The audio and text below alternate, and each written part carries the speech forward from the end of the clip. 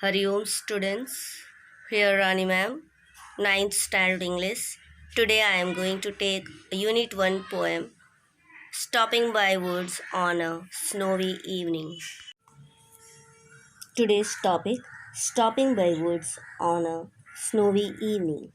Before going to see the poem, let's take a look at about the author Robert Frost.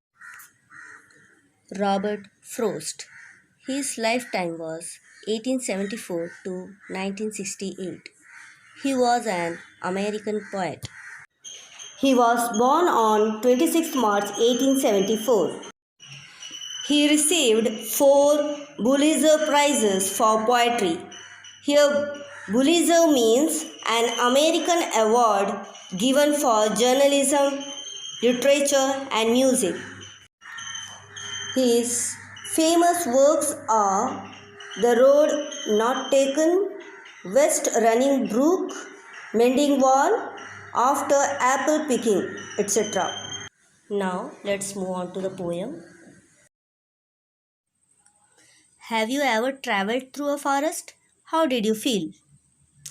I would like to listen your interesting answer, but it's not possible now. I know. It doesn't matter. I myself answer you. My answer is no.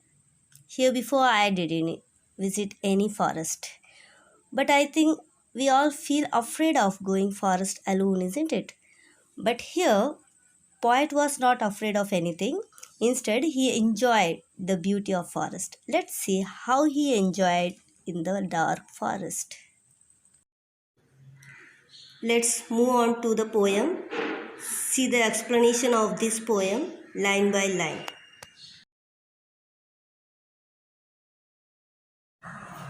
Whose woods these are? I think I know. His house is in the village, though. He will not see me stopping here. In the first line, we come to know that the poet Robert Frost came to a wood. Here, wood means open forest area. He has come to a forest area and he thinks that he knows whose forest it is. He asks question in the first line and in the second line, he answers himself. See, his house is in the village though. Here it means the owner of the forest lives in a nearby village.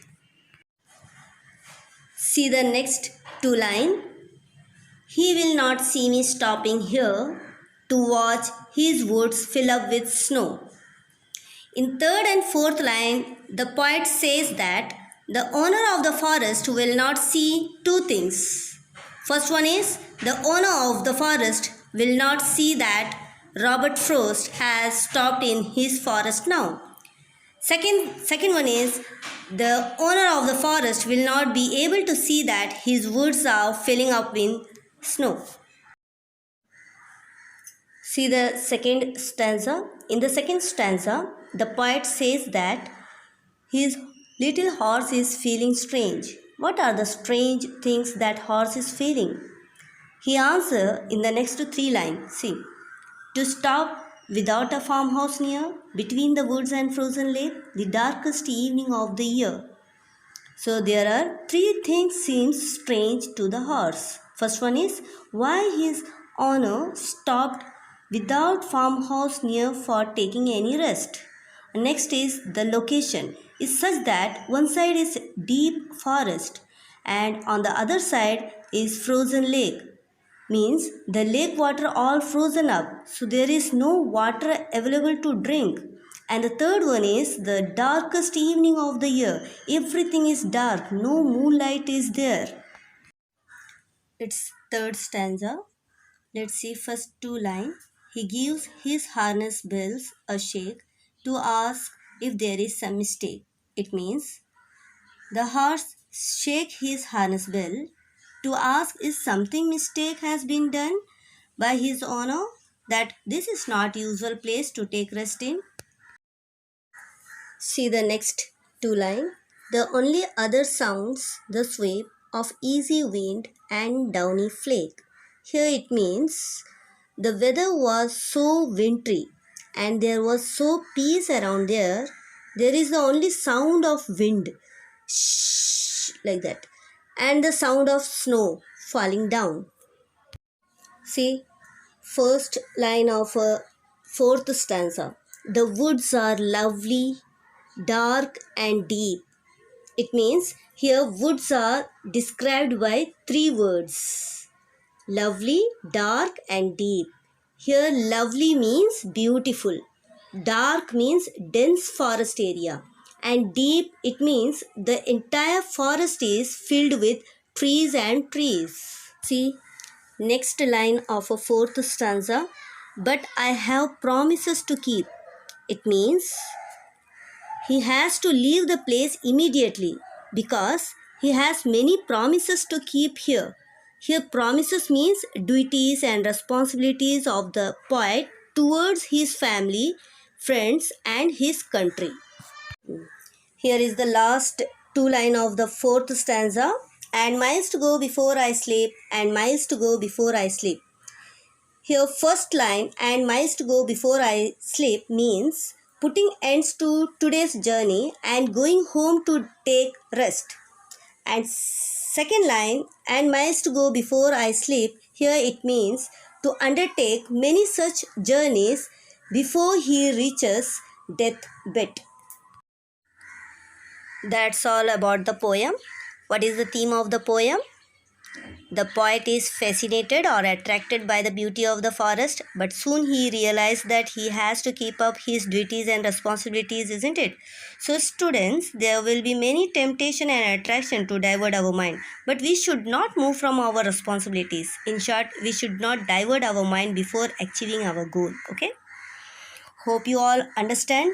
Listen it carefully. Listening is more effective than reading. If you listen once, twice, or thrice, or often, automatically start writing paragraph yourself without any by heart. Okay, it's now glossary time. Let's see the new words given in the poem. Queer, strange, odd. Woods, an area of land covered with a thick growth of trees, frozen in ice form. Downy, soft and fluffy.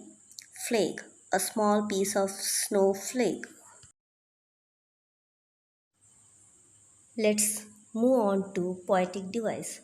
What is poetic device? When figure of speech used in a poem, they are known as poetic device. Let us see first alliteration, rhyming word and rhyming scheme. See, in the first stanza, blue colors are alliteration, yellow color rhyming words, red color rhyming scheme. Okay. See, blue colors W W. Whose woods? Same consonant sound is repeated. His house. Same consonant sound is repeated. She stopping. Same consonant sound is repeated. Watch woods. Same consonant sound is repeated. So what is their alliteration? Okay. So in the first stanza, W and H and S sounds are there. Okay. And rhyming words, see, no, the last words of the poem, see, it is in yellow color. No, though, snow. Three words are rhyming words, isn't it? Here it's not a rhyming. Okay. And see the rhyming scheme.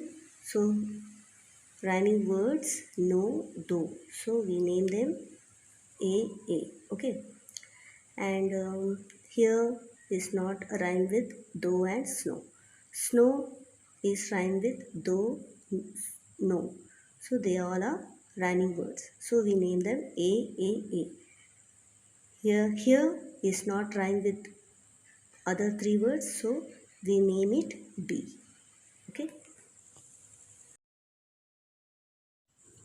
See the second stanza. Here there is no alliteration. Rhyming words is there. I think now you got it. Queer, near, ear are rhyming words, so we name it B. And lake is not rhyme with other three words, so we name it C.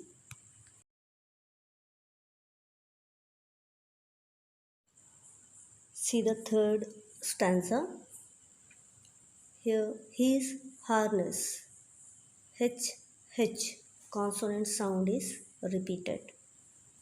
Next, sounds sweep. S, S sound is repeated. So alliteration is there. Okay. And yellow color is what? Is a rhyming word. Okay. Shake, mistake is a rhyming words. Weep is not rhyme with shake and mistake. Flake, flake is rhyme with mistake, shake.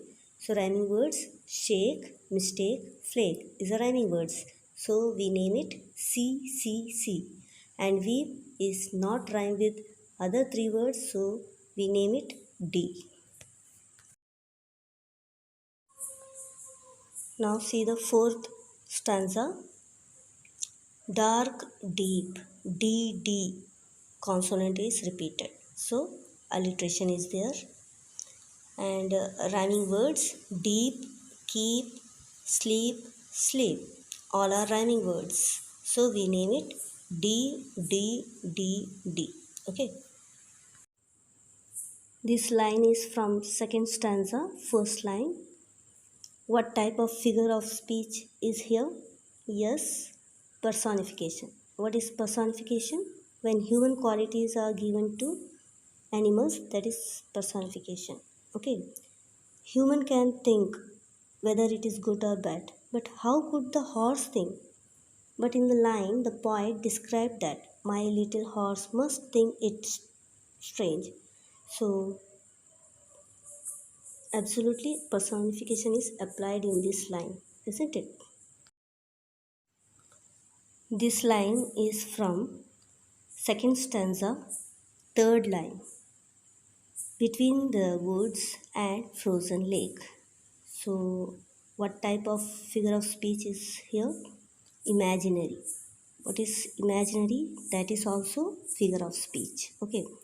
When you read the line, you can see the picture in your mind between the woods and frozen lake.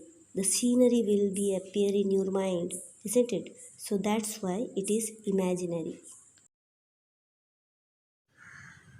These are the last lines of fourth stanza. And miles to go before I sleep, and miles to go before I sleep. Here, what type of figure of speech is here? Repetition. Here, repetition means two or more words or phrase or sentences are repeated, are called repetition. It's now homework time. Read the stanza and answer the following questions. What is the rhyme scheme of these lines? What are rhyming words? Pick out the alliterated words. Who is he referred to? Who is the speaker in the poem? What does I refers to? Where is his house? So that's all about the video. Thank you. Have a nice day.